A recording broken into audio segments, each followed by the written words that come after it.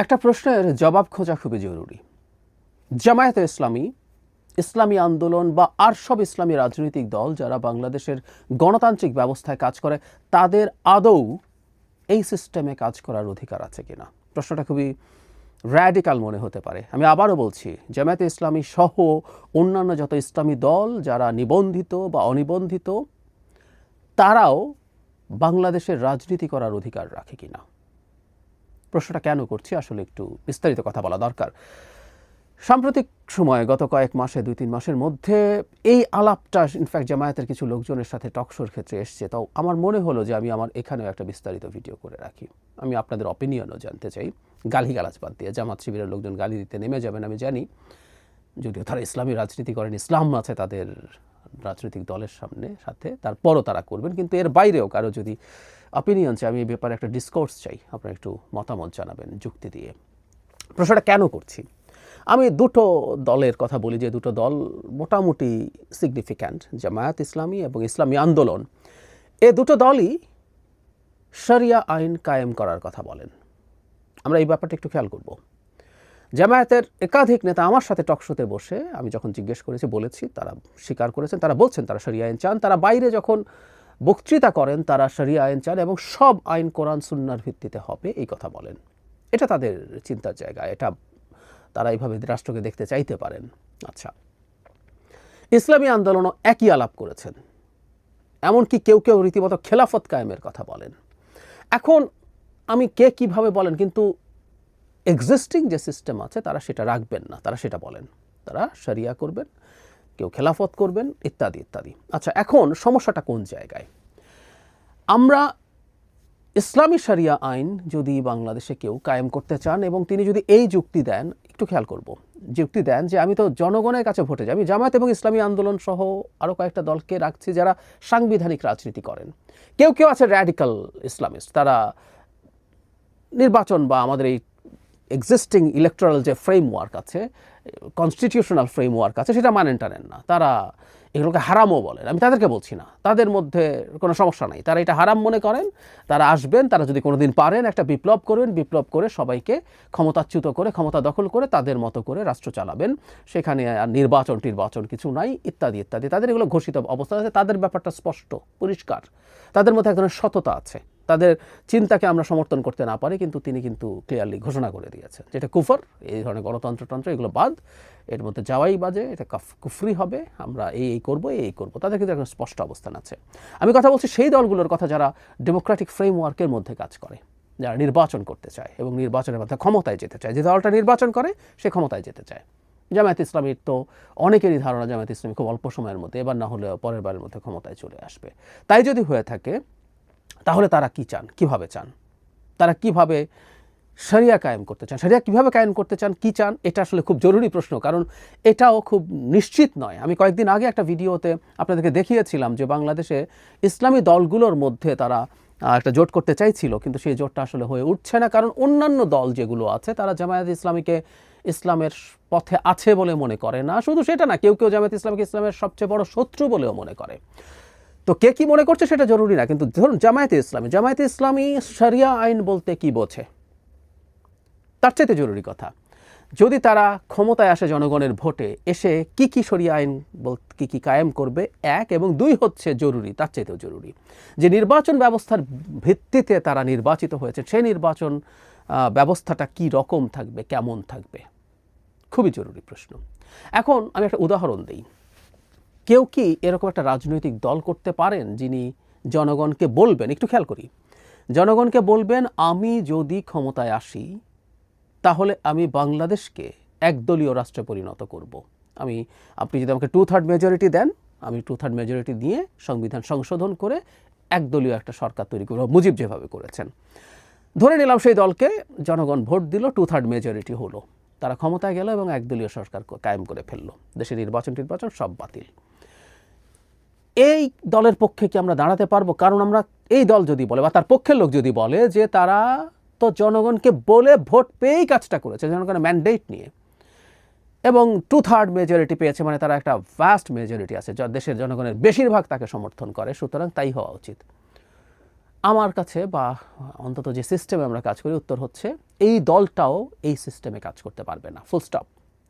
কারণটা কি? কারণ হচ্ছে এই মুহূর্তে জনগণের 2/3 মানে সিট বা জনগণেরও 2/3 বা 80% 90% যদি মনে করে একদলীয় শাসন হওয়া দরকার, after some years 5 years 10 years জনগণের যদি মনে হয় না আমাদের ভুল হয়ে গেছে, আমরা এরকম সরকার চাই না, তখন কি হবে? কারণ সে তো নির্বাচনী ব্যবস্থাটা রাখছে না, সে ক্ষমতা দখল করলো নির্বাচনী ব্যবস্থা দিয়ে, কিন্তু ক্ষমতায় গিয়ে সেটা নষ্ট করে দিল। ইউরোপে ফ্যাসিস্টরা এই কাজটা করেছিল।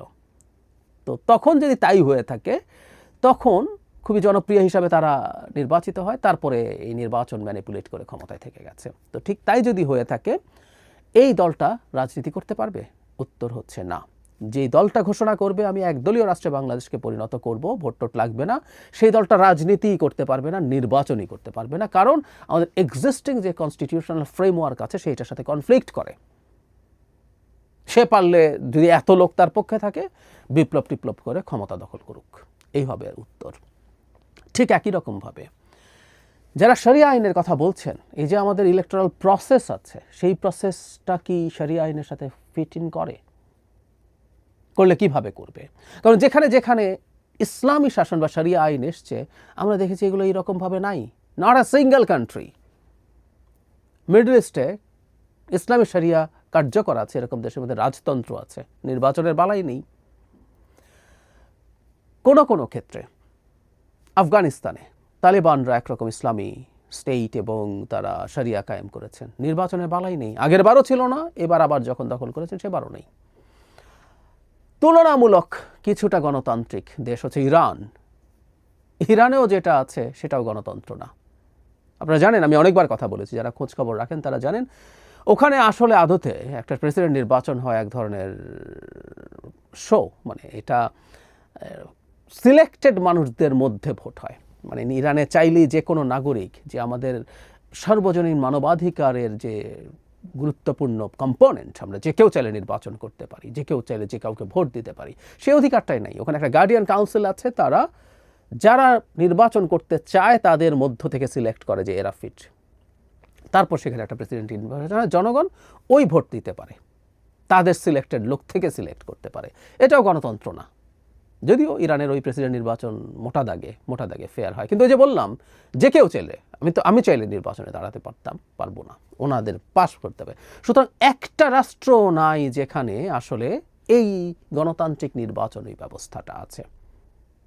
তাহলে তারা কোন ধরনের ইসলামী শরিয়া কায়েম করতে চান সেটা তাদের বলতে হবে। এমনকি প্রচুর আইন আছে, প্রচুর বিধিবিধান আছে যেগুলো ইউনিভার্সাল হিউম্যান রাইটসের সাথে কনফ্লিক্ট করে। যেমন শরিয়া যেসব দেশে কায়েম আছে, প্রত্যেকটা দেশে নারীদের বাধ্যতামূলক হিজাব পরা বা বোরকা পরতে হয়। এটা আমাদের সর্বজনীন মানবাধিকারের পরিপন্থী।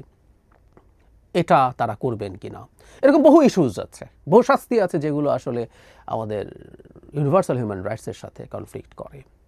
সেগুলো তাদেরকে জানাতে হবে, এগুলো করে তারা অপারেট করতে পারে কিনা, এটা সবচেয়ে জরুরি কথা। এখন ওই সেই পুরনো তর্ক, তারা যদি বলেন জনগণ যদি আমাদেরকে চায় আমরা তাহলে কেন পারবো না? উত্তর হচ্ছে এটাই, একটু আগে যেটা বললাম, যদি জনগণ তাদেরকে ক্ষমতায় নিয়ে যায়, তার আগে সবচেয়ে জরুরি কথা হচ্ছে তাদের শরিয়ার কনসেপ্ট ক্লিয়ার করতে হবে। এই শরিয়ার কনসেপ্টকে তারা লুকিয়ে রাখাটা আমার কাছে অসততা মনে হয়।